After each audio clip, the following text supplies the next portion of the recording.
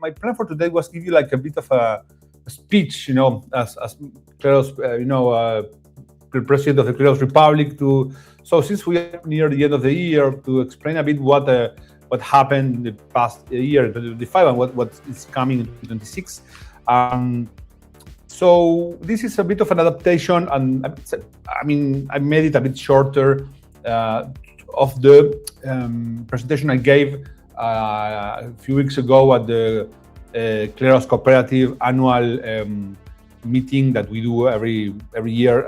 We have a general assembly with all of the members of the team and the cooperative, and then I make a presentation of things that happened, things that we are planning, and then people discuss about different things, and together we try to steer the Kleros Cooperative in the direction that is better to fulfill its mission. Okay, so my fellow citizens of the Kleros Republic, so let me share with you a bit of what has been happening last year and what is coming in the future. So our vision, as is stated in our statutes of the cooperative, is to create, develop, and promote a centralized computer solution protocol with blockchain technology. And we are a social impact company that we have. Our vision is in the future to foster justice inclusion, to develop new technology that is open for everyone to use. All of the things we develop are open source. All of the research we do is like open research. We don't have like patents or any of that. And also, we need to educate people about what we are doing, and so they want to adopt it. Okay, so for this, we have like 4 main activities. One is the development of our core protocol. Then we have integrations, which is try to have other companies and projects integrate into Kleros for resolving disputes. Then all of the research aspects that we do for improving the protocol, making it safer, cheaper, etc. And of course, all of the marketing activities for people to know that we exist and to understand what we do and why they should care. Okay, so let me give you a bit of an overview of things that have been happening. As you know, we are already in the process of doing the audits of the Kleros 2.0. And this will include a number of topics that are intended to increase the flexibility of the protocol, including soul-bound tokens and how we can use these non-transferable tokens as a reputation of jurors or as a way to verify that the jurors have some particular expertise or belong to some community. Then there's lots of peer prediction research that William does.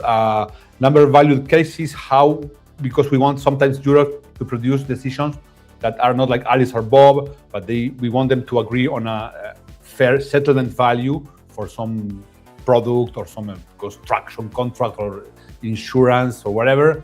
And also one of the key topics that we have been researching a lot recently is how Kleros interacts with AI. So as you know, Kleros has jurors. Those jurors are maybe sometimes human. Why not AIs? Since the really, really early days of Kleros, we envision the possibility of jurors either being AI agents directly or being people, humans, who just take the information of the case and turn around, put it on some AI tool, and then copy and paste the decision. So these are some of the things that we have been researching this year.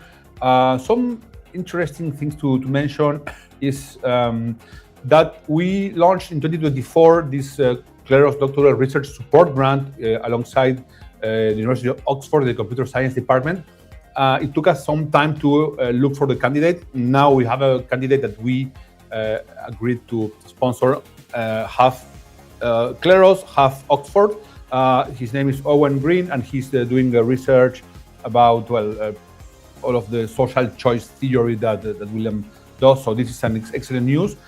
So we have already this researcher at Oxford. It's like what Diane used to be like 5 years ago. Well, Owen is in the first stages of that, right?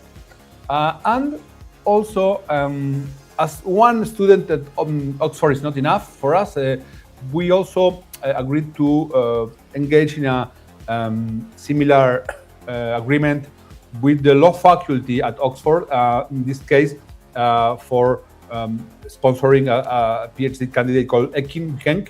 Ekin is researching how Kleros works in decentralized justice in general, not just Kleros, in decentralized justice systems, in the context of private dispute resolution and private governance systems.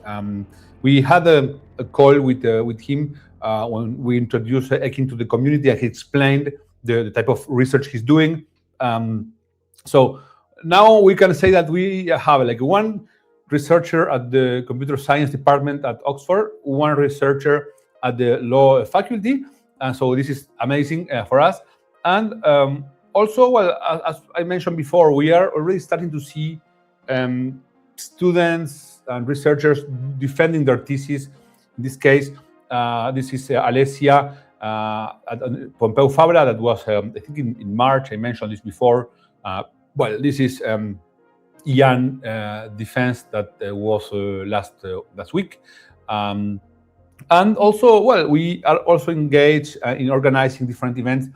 This is an event we organized at the Stanford Blockchain Governance Summit at Stanford. Here you have William speaking about, well, how we choose jurors, Kleros, and all of the mechanism design research we do. And also we are entered another agreement to sponsor the Stanford Journal of Blockchain Law and Policy. So this is the most important academic journal on blockchain and legal aspects.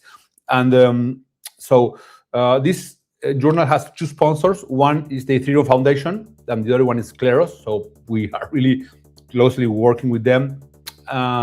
And alongside this sponsorship, we launched with them the Kleros and Stanford Symposium series. So, as I said, we are deeply interested in researching AI and Kleros. So this is a symposium that is especially intended for people to publish papers about how AI interacts with the blockchain dispute resolution systems. And if you want to have your paper published at a really, really good place, do apply here, because it's a really great opportunity, and you will be read by lots of really interesting people, who is who, I would say, of the blockchain and legal community, including maybe Vitalik itself. So really, really recommend it. I mean, and if you don't want to publish here, share this with some friends you might have, because they might be also interested in this. So that is a really cool thing. So help us share this with everyone you think would be interested. And also we had cohort 8 and 9. Today we had a kickoff call of the 9th Fellowship of Justice cohort. I mean, hard to believe that we started in 2018 and now we had so many different topics. Just to mention some of the topics today, people who are doing research, so intellectual property. Another one is researching Kleros as a tool for verification of fake news in social media. Like it's a curation type of approach where pieces of news or content need to have like a certification done by Curate about whether they are or not legitimate or AI produced. Others are working on the implementation of Kleros as a legally binding mechanism for solving disputes in Nigeria and Bolivia. Then there is other people who are doing this in Portugal. Actually, we are starting to work with one of them. So Ines Braganza is a researcher who did actually a fellowship before, and now she is the first one to do the fellowship for a second time, and she's particularly doing research of how Kleros can be applied into a specific type of regulation that would make it also binding in Portugal. All this is following like the path that was set forth in the first in Mexico with the law mechanisms, alternative mechanisms for dispute resolution, and some recent developments happening in Argentina, which I will mention a bit later. Okay, so that was a bit of research. Then development activities. The most important activity we have now ongoing is Kleros 2.0. We have many times mentioned this, why it's important, because it's more affordable, because it's below an L2. It has a better user experience, more flexible for resolving disputes in different logics, ranked choices, and well, lots of different things. And it's built on Arbitrum. I took this picture at the Arbiverse conference in DevConnect, and I thought it was cool to put it here, but so it's, we are very happy that Arbitrum is our new home, and we are very happy that they are also supporting us with the audits of the smart contracts that are now being done by a very important company called Certora. So during last year, so the beta launch of Kleros V2 was in November 2024. It had a major upgrade in May 2025, and it already had resolved more than 100 cases, many of them like lemon and consumer disputes. And this is a bit of the interface. It's of course way better than the V1, which is, I would say at this point, it belongs to a museum, but it's still, I mean, still out there securing value, so we still love it. Another important development was Proof of Humanity 2.0. As you know, this is an anti-civil registry of verified humans that can be important for providing one person, one vote, infrastructure for lots of Web3 applications. And for us in particular, what we are interested in is that sometimes we do need our jurors to have like a verified identity, because that is required because of regulation sometimes, or because just the customer wants the verification. So because just one juror per vote. So this is a piece of infrastructure we launched a long time ago already, and now we are doing the version 2, and so we have recruited also a product manager who is moving forward very fast with this, and lots of different improvements were made, including an integration with Circles, which is like a UBI type of project. Okay. Then another important development we had is Curate, which is our platform for creating and managing decentralized lists and certifications. And we are developing a Curate 2.0, which is completely overhaul of the system. This is already launched on DevNet, and will be a great improvement over the current version. Same with the escrow. This is an app. This was the first app we launched after the Kurt, the main one. It took us a long time, and we never got this to actually work. I mean, we never got to have enough traction. Sometimes, in particular, because it was expensive to use, because of the mainnet costs were high, and so you could only use this for like high-value transactions, not for the smaller value Alice and Bob kind of disputes. Now, with the escrow 2.0, which also has a dedicated developer doing this, we expect, and we hope at least, that we will be able to start using this in more use cases, in particular in like lower value contracts. And also it has like a completely redesigned settlement flow. Then other development news, including different use case specific frontend. I will show a bit about Mirrorfall later. We have the future key platform that is also I will mention that later, and the BR Reach. So this is a Mirrorfall. I was assuming that one could see this video, but no. So you can just share the link, Gene, and people will see it. It's a tool that is used for verifying and detecting copyright infringement in like brands or products. You can put like the original image, and then you put the copy, and then the app will use different AI models to see if there is like a high similarity between those two images, and then if there is like on the fence like a 40 to 60% similarity, this could escalate to a Kleros panel of humans who will make a decision on whether there is or not an infringement. It's a good example of how we are thinking about the combination of AI and humans in different stages of the resolution process.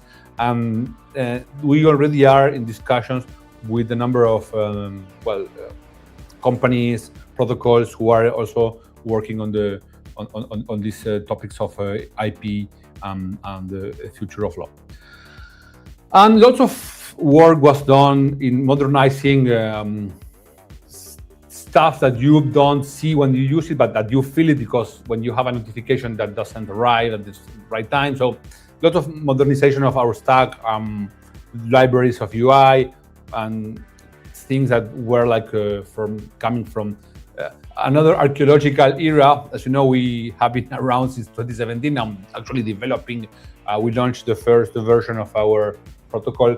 The Dodges on Trial experiment was launched in July 2018. So, I mean, imagine the tooling changed a lot. So we are updating all of the tooling to actually work. And this was done at the same time of a big overhaul of the development team. We have lots of developers now. I don't remember the number of developers, but there are already too many for me to remember the exact number. But this is the largest development team the project had in its whole history. This also involves us trying to improve the processes, and so the development goes smoothly without any lack of coordination. So lots of work was put into that. Okay. So third main activity of the cooperative is the integrations, which is looking for people who want to use our services. One of the main topics, and what was my main focus during last year, it was the Kleros Enterprise. That is you need that seeks to target mainstream use cases as the primary driver of growth. We had this idea for a long time. I mean, even we applied to a funding by the BPI Bank from France to actually help us finance a number of activities that would bring us to be able to offer the Kleros service to companies, institutions, and all that. This is now actually happening. It took a lot of time because of different reasons. Some of them technical, in the sense of Kleros being too expensive to use for many use cases with the V1. Other reasons were like legal, in the sense of if we cannot draw jurors with some particular expertise, then it's not compliant with some jurisdictions. In some cases, it's because of moral reasons of people wanting to have verified jurors and not randomly anonymous jurors from there. So lots of different reasons were like friction points that were over time reduced. Sometimes because of our technical developments, so many of the cases that are resolved in the context of enterprise go to the beta, to the Kleros 2.0 beta version, which is like perfectly fine for that. So some and others are just what we mentioned at the beginning of the call. It's people already are familiar with Kleros. It doesn't look anymore like a weird, online internet, justice system, but a completely legitimate system for resolving disputes in different contexts. And this is part of the work that we have been doing of fostering academic research, giving talks, conferences. Well, this all results in us starting to see these metrics in the usage of the protocol. Very important, we are also now in a position where we start to collaborate with regulators in the context of improving or changing or adapting the legislation of dispute resolution. I think a very important step here that happened last year was the Subsecretariat of Consumer Protection and Fair Trade from Argentina. They made an update into the ombudsman figure that is exists in Argentina, where under certain conditions, a panel of Kleros jurors can produce a decision, which, if it's accepted by the consumer having the claim, becomes like binding under Argentine law. This removes an important point of friction and gives companies a very strong incentive to want to implement Kleros, because now, if the consumer uses this method and then this reaches a decision, then every legal action that could be taken after this, is like null, because it's just binding the decision done by Kleros under certain conditions. I'm not going to go now into details here, because we did a call with Facu who explained how this works. But this is a really important step, and also an important recognition of Kleros as a project that is at the forefront of innovation, and that is seen by regulators as a project that can sit at the same table to try to solve together problems of access to justice, backlog in court. So this is a really important step, and this is also, as I mentioned before, many of the candidates for the fellowship that applied for this cohort are trying to reproduce something similar to this in their jurisdiction, be it Bolivia, Nigeria, Portugal, well, many different countries. So this is also an important thing. Curate is actually a tool that people don't see it as it's not the sexiest thing we have, but this is actually becoming an important part of the Web3 infrastructure, in the sense that the smart contracts that are being verified by Curate are now used by different block explorers like Etherscan. It's used by Ledger, Etherscan. So this is actually becoming a process to tag many smart contracts and securing lots of transactions against impersonations and that. So this is a really, really cool thing. Then we have this new trend called future key, that is a decision-making process based on prediction markets in order to use the information to make decisions. I'm not going to explain this in full here, because we have covered this in many times in other places. But I think that the future key market potential is a bit still, uncertain. I've been following this for a really long time. I mentioned the future key for the first time in a blog post I think I published in 2014, I think, or 15, and then in my Coursera course that was launched in 2017. And I was mentioning this as a tool that could, improve blockchain governance, DAO governance. So I've been following one of this for a long time. What I see in this market is two things. On the one hand, it will depend on how it evolves in the world of DAO. So if DAOs become a big thing and their governance becomes a big thing, Future Key has a more interesting market to grow. So that is a key point, and it's an uncertainty also point. The thing is, it relies on DAOs growing and DAOs becoming a big thing. So this is one thing. On the other side, we are also trying to experiment with this prediction market approach and Future Key for more real world cases. For example, can you use prediction markets to assess the pricing of properties in real time? Or how can you use prediction markets for verifying if some news or some content complies or not with some rules, and you can have people betting on what would jury decide. This is a mechanism that we have been aware of for a very, very long time. If you watch my talk on free speech I gave at I think it was 2022 EHCC conference, I was speaking of a prediction market in the context of predicting what a panel of Kleros jurors would decide with. Now they call it distilled human judgment, I think, but things, the names reinvent themselves. It used to be different, but this is the same logic, okay? And so this is also something I'm looking. And if this can become a tool to be used in these traditional industries. So the market size for this is going to be way larger.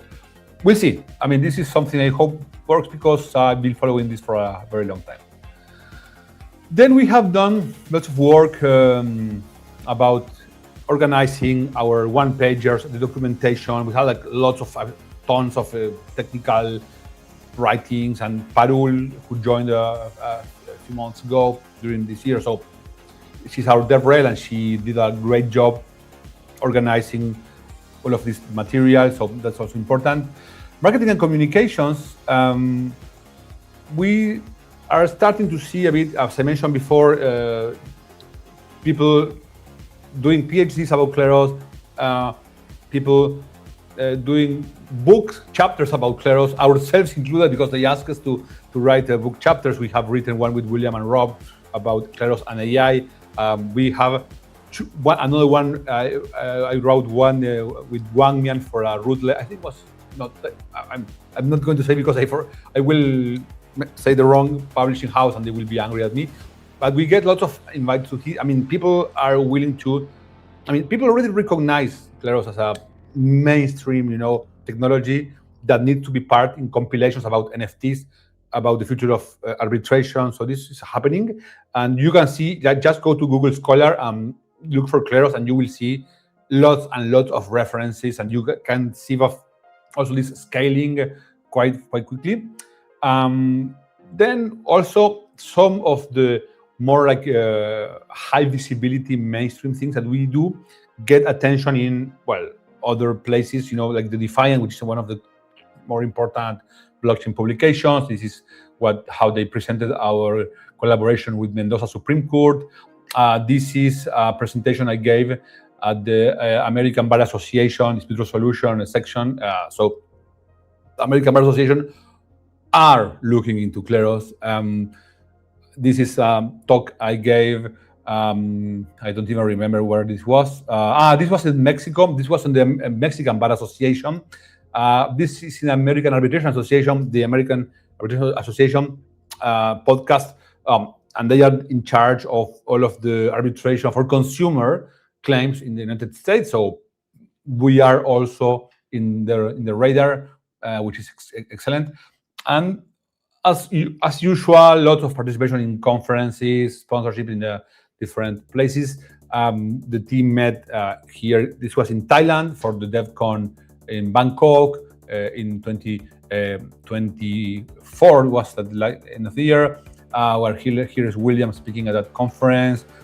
This is another conference that we held in April 2025 in King's College London. This is a very important university from the United Kingdom. We organized with the AI, the King's Institute for AI. We hosted this conference about mechanism design for centralized justice. This is the room where we held the conference. We had some of all the friends of Kleros were there, especially those who are from the UK. So there you can see Sophie Nappert. Then we had also Colin Rule who joined remotely.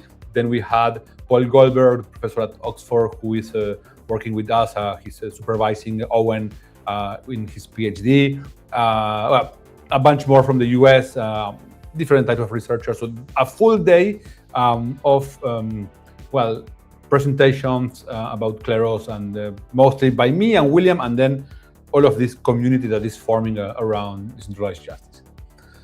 And also here's Rob. This is Dubai. This is the Dubai International Arbitration Chamber Center, and then they made this joint event with the Hong Kong arbitration, and Rob is part of our board. So when he was presenting Kleros in this place, so also spreading the word there.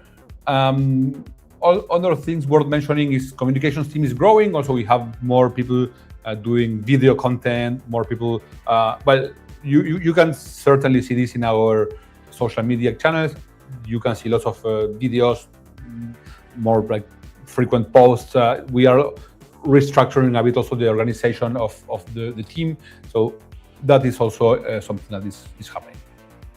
Okay, what's coming? Well, point of view of research, not many mysteries, as this is the same research agenda and program we had since the beginning about improving the protocol, making it more flexible, introducing more mechanisms for identity, introducing more recently like AI mechanisms, and see how we need to adjust the parameters in a world where AI is going to become more important. About development, we are just in the middle of the audits of the V2 smart contracts, and we are adjusting. We get feedback from the auditors, and we adjust. And we are building a quite complex protocol which involves smart contract security, economic security. We need to make sure that also the protocol is seen as fair by users, by parties, by jurors. So this is a lot of different moving parts that need to be aligned. So one of the main things is to finish the audits and then actually launch the V2. It's happening very, very soon. I know I have said this before, but now you can see that the audits are being done, and it's happening.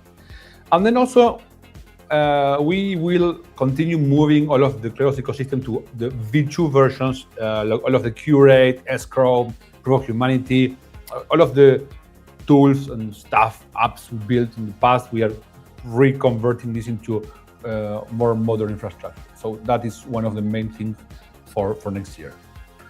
Integrations, we are still going to work on expanding the enterprise footprint. Now we have a bunch of cases that actually work. Now we need to scale them and duplicate them. Like, for example, we have fintech cases from Lemon that we want to replicate to other fintech companies.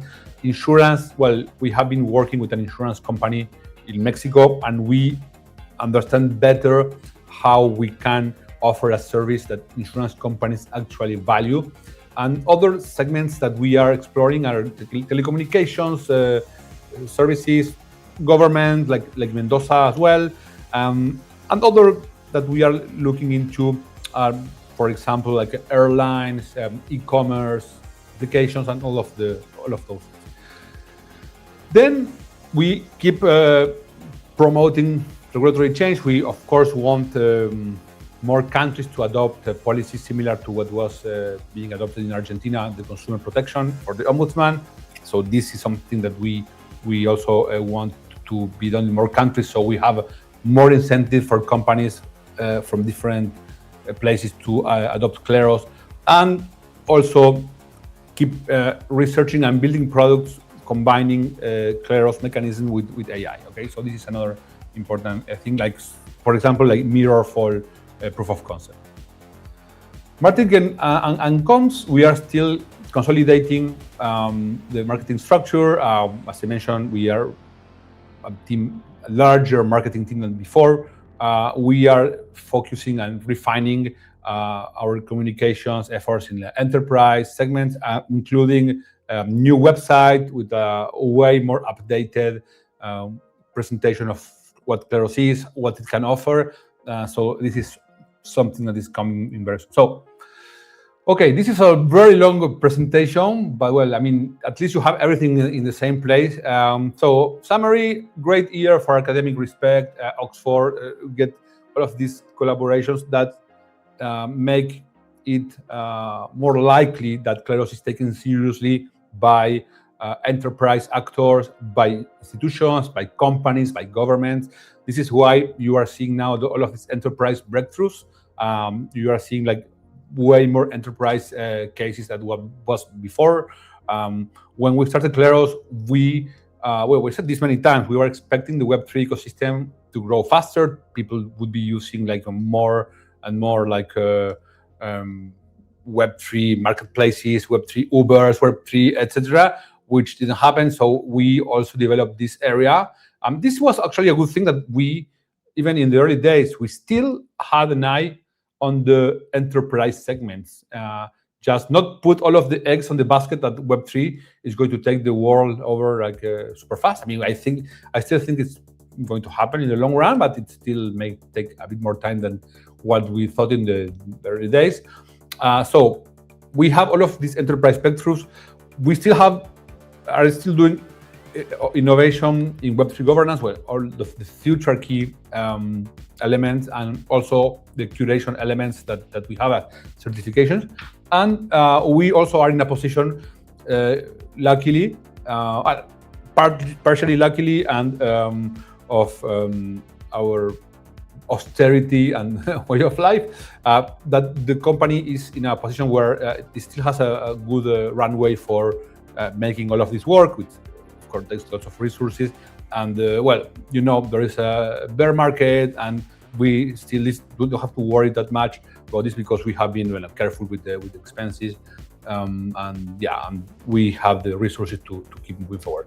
So I think next year will be really bullish. I well, hopefully was able to transmit some of this enthusiasm to you. So thank you very much, my fellow citizens, and yeah, well, looking forward to seeing reactions in social media and Telegram, and yeah, thank you very much.